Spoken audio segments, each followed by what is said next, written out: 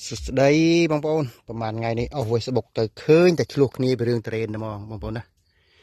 ចឹងអ្នកចំការខ្លះក៏គាត់បាទបញ្ញាប់លុយហើយអ្នកហូបខ្លះហ្នឹងគាត់ក៏បញ្ញាប់តែឃ្លានបាទហូបអារឿងត្រេនដើមដៃបងប្អូនណាអញ្ចឹងបងប្អូនណាជៀសវាងក្នុងការឆ្លោះប្រកែកគ្នាបើសិនជាបងប្អូនចង់ញ៉ាំទុរេន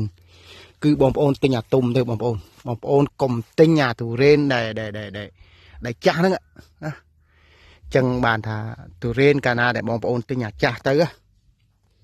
វាអត់ដូចចិត្តដែលបងប្អូនទិញអាទុំទេទិញអាទុំទោះបីថាវាថោកវាថ្លៃយ៉ាងណាក៏ដោយយើងទិញទុំទៅយើងបានពុះយកសាច់តែម្ដងណាចឹងហើយបងប្អូនទុរេនកាលណាតែវាដល់ដំបូង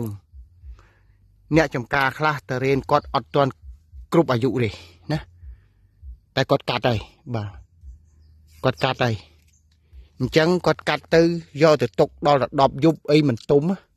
តាមមានបញ្ហាផ្ញើទៅផ្ញើមកអន់ចិត្តនឹងគ្នាអញ្ចឹងសម្រាប់ទុរេនខ្ញុំនេះបងប្អូនណាបើបងប្អូនចង់ហូបទុរេនតាធីបាទពាក់កណ្ដាលខែ6បងប្អូនណាបាទពាក់កណ្ដាលខែ6បាទខ្ញុំកាត់ខ្ញុំទុកឲ្យបាន130ថ្ងៃបាទខ្ញុំកាត់130ថ្ងៃហើយបើវាមិនទុំទៀតអានឹងខ្ញុំក៏មិននឹងថាម៉េចដែរបងប្អូនណា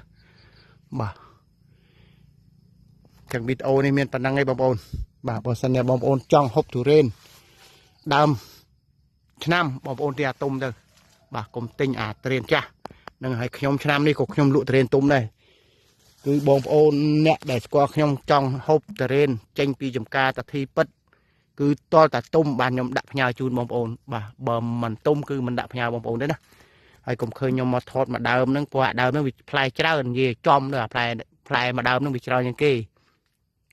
ចំណែកដើមក្រៅពីនោះវាផ្លែដែរបងប្អូនណាវានៅសល់បាន10អីទេក្នុងមួយដើមតែអានេះវាសល់បានច្រើន